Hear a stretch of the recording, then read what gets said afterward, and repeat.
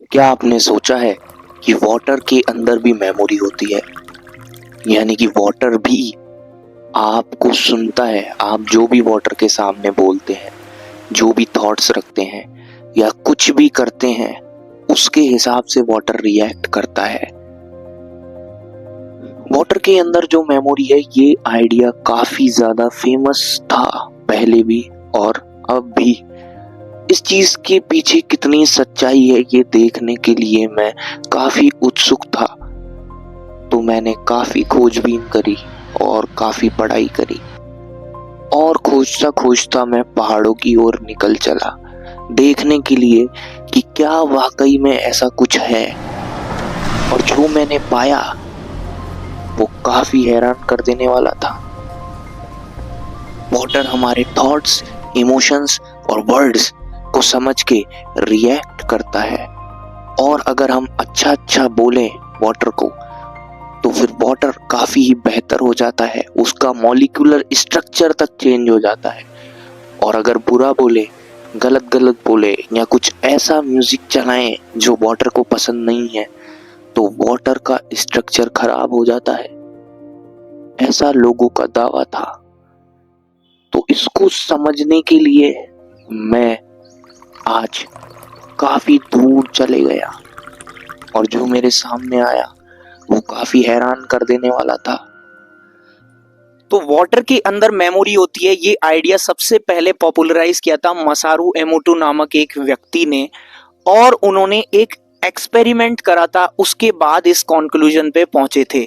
अब वो एक्सपेरिमेंट कैसे करा था ये अपन आगे इसके बारे में पता करेंगे, बट उनका बेसिक मेन मोटिव ये था, उनको ये कहना था कि इस वाटर के अंदर ये वाटर इमोशंस ले सकता है, आपकी जो भी वर्ड्स हैं उनको पकड़ सकता है, और जो एक्सटर्नल स्टिमुलाई है उस पे रिएक्ट करके उसका मॉलिक्यूलर स्ट्रक्चर को ऑल्टर कर सकता है।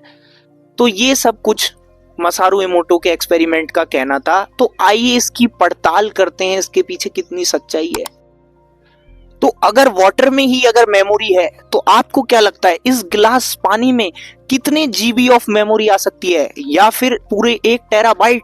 अगर ऐसा है तो जो पानी की टंकियां हैं वो डेटा वेयर हाउस बन जाएगी, और जो अपन मोटर चलाते हैं वो डेटा माइनिंग कर देगी। अगर डेटा और इंफॉर्मेशन को ही पानी ट्रांसफर कर सकता है, तो हमने इतने बड़े सर्वर क्यों बना रखे हैं? ये सोचने वाली बात है। कहीं ये हमारे साथ स्कैम तो नहीं हो रहा? अगर पानी ही सारी इंफॉर्मेशन को ट्रांसमिट कर सकता है, तो इतने बड़े बड़े क्लाउड स्टोरेज हमारे वर्ल्ड के अंदर क्या कर रहे हैं? तो दोस्तों, मैंने भी मेमोरी जांचने के लिए मेमोरी कार्ड की दुकान पे गया और मेमोरी कार्ड वाले भैया से पूछा, क्या आप मेरे को इसके अंदर डेटा डाल के दे सकते हो? तो उन्होंने कहा, कहीं तुम पागल तो नहीं, लेकिन यही बकवास अगर कोई वेलनेस कोच कर दे, कोई थोड़ी सी इंग्लिश में कर दे, तो फिर हमको कुछ समझ में नहीं आता। हमारी सूझबूझ आत्महत्या कर लेती है पीछे नदी में कूद के। ऐसे एक्सपेरिमेंट के अंदर एक वाटर के सैंपल को, या फिर अपन कह सकते हैं कुछ वाटर के सैंपल को पॉजिटिव वर्ड्स दिए गए, जैसे कि लव, क्लासिकल म्यूजिक, ऐसे ऐसे स्टिमुलाई दिए गए, वाटर को ये सब चीजें सुनाई गई। और कुछ वाटर के सैंपल्स को नेगेटिव वर्ड्स दिए गए, जैसे कि हेट या जो भी अलग अलग थे, और उनको अलग तरह का म्यूजिक सुनाया गया। और बाद में जब इन चीजों का क्रिस्टल बना, तो पता चला इनकी स्नोफ्लेक्स की सिमेट्री में और स्ट्रक्चर में काफी डिफरेंस था। तो वो आखिर कैसे हुआ और इसके पीछे का कारण क्या है? क्या जिस वाटर को अच्छा स्टिमुलाई दिया था, अच्छे अच्छे वर्ड सुनाए थे, उसकी स्नोफ्लेक का स्ट्रक्चर बेहतर था क्योंकि उसको अच्छी अच्छी चीजें बताई थी और वाटर उसको होल्ड कर रहा था? क्या यह कारण था या कुछ और? इसके बारे में अपन विचार करेंगे। दूसरे एक्सपेरिमेंट में जो राइस का वाटर था, यानी चावलों को पानी में डाल रखा था, और एक चावल के जार को कहा गया thank you thank you thank you, दूसरे को कहा गया you fool you fool you fool. जिस राइस को पानी के अंदर डाल रखा था और जिसको बोला था थैंक यू, वो तो फर्मेंट कर गया, लेकिन जिसको हमने दूसरी तरीके से यू फूल ऐसे नेगेटिव वर्ड्स बोले, वो सड़ गया। तो इसका मतलब क्या है? कहीं वाटर कुछ सुन तो नहीं रहा। सबसे बड़ा क्रिटिसिज्म जो एमोटोस जी के वर्क का है वो ये है कि इसके अंदर जो एक्सपेरिमेंट्स थे उसके अंदर प्रॉपर एक्सपेरिमेंटल कंट्रोल नहीं हुआ। उदाहरण के लिए मैं आपको बताता हूं कि इसके अंदर consistent freezing conditions, standard sample sizes, इन सब का जो ध्यान है इतना नहीं रखा गया। और सबसे बड़ी बात ये कि जो आइस क्रिस्टल का फॉर्मेशन होता है वो कई सारे फैक्टर्स पे डिपेंड करता है, जैसे कि कूलिंग रेट, इम्प्योरिटीज और किस तरह के मटेरियल के कंटेनर में वो चीज रखी गई है।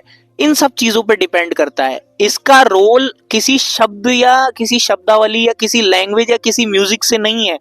आप चाहे बिल्कुल खराब म्यूजिक चला दीजिए, लेकिन अगर आपने कंडीशंस ऐसी दे रखी है कि जो आपकी स्नोफ्लेक्स बनेगी, यानी कि जो आपके आइस क्रिस्टल के अंदर आप जब माइक्रोस्कोप लगाएंगे तो जो सुंदर सुंदर पिक्चर्स बन के निकल के आएगी, जो आप कहते हैं कि सुंदर है, तो वो इन सारी कंडीशंस को मेंटेन करके और कंट्रोल करके आराम से आर्टिफिशियली बनाई जा सकती है।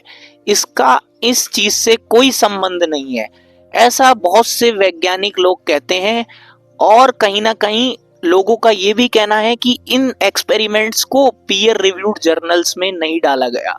साइंस के अंदर कुछ भी चीज अगर आती है और अगर उसके पीयर रिव्यू होते हैं तभी उसकी क्रेडिबिलिटी बढ़ती है, लेकिन ऐसा कुछ भी नहीं करा गया। और दूसरा एक्सपेरिमेंट जो राइस के ऊपर था वो माइक्रोबियल एक्टिविटी पे काफी ज्यादा डिपेंडेंट होता है। उसका इस चीज से कोई संबंध नहीं है कि आप राइस के वाटर को बोलें कि आई लव यू या यू फूल, आप चाहे कुछ भी बोल लीजिए। अगर माइक्रोबियल एक्टिविटी ऐसी है कि राइस को फर्मेंट होना है तो राइस फर्मेंट होगा, और अगर ऐसा नहीं है तो राइस फर्मेंट नहीं होगा। सबसे बड़ा दोस्तों पॉइंट ये है कि ये नॉन रिप्रोड्यूसिबल था। जो साइंटिफिक एविडेंस था, कई लोगों ने इंडिपेंडेंटली एक्सपेरिमेंट करने का प्रयास किया लेकिन वह इसमें असफल रहे। उन्होंने कंडीशंस को कंट्रोल रखा, कंट्रोल्ड कंडीशंस में रिजल्ट निकालने की कोशिश की जो कि इनकंसिस्टेंट थे। इसीलिए साइंटिफिक कम्युनिटी मेजरली इस निष्कर्ष पर पहुंची कि भाई जो ये आप एक्सपेरिमेंट कर रहे हो ये सही नहीं है।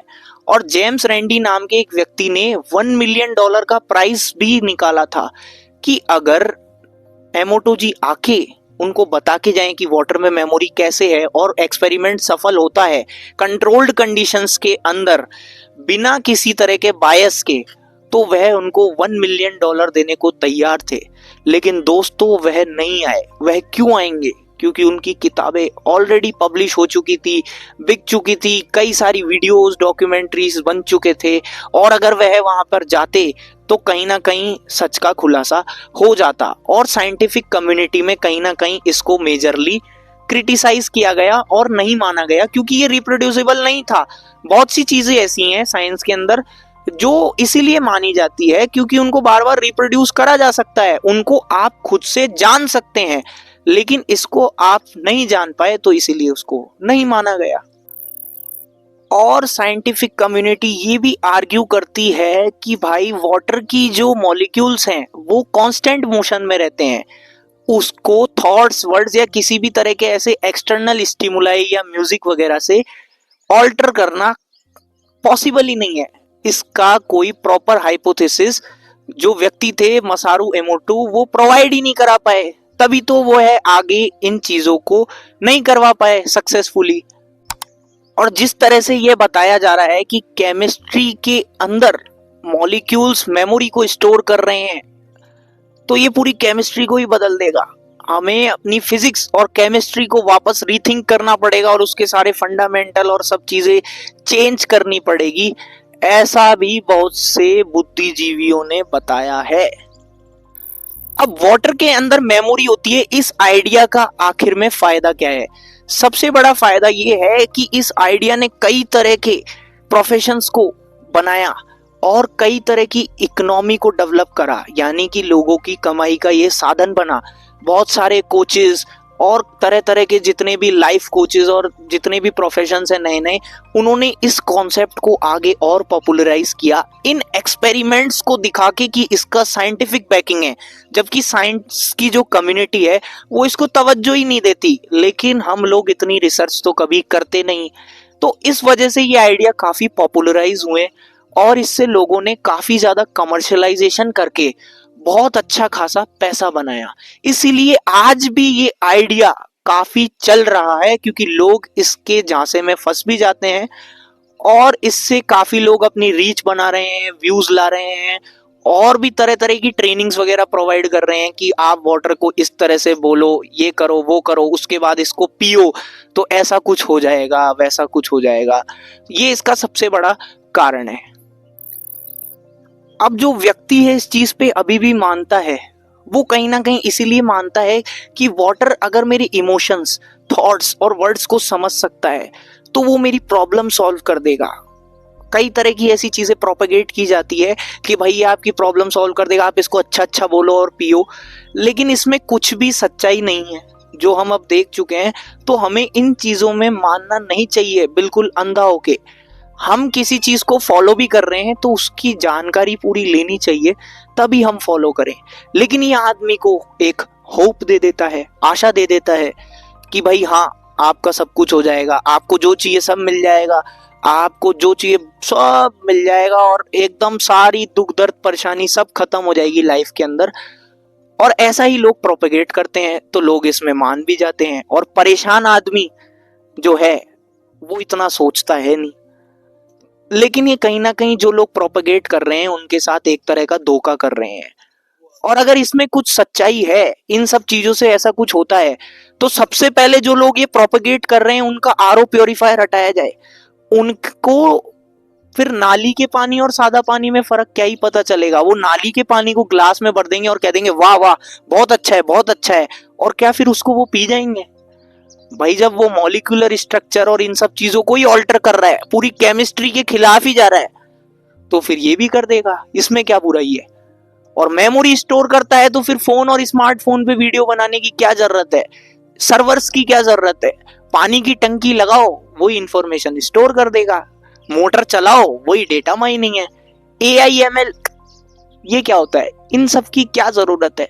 ये बड़ी सी जो आप पीछे पानी का जो बड़ा साम्राज्य देख रहे हो, इसी में पूरी दुनिया का डेटा आ जाएगा।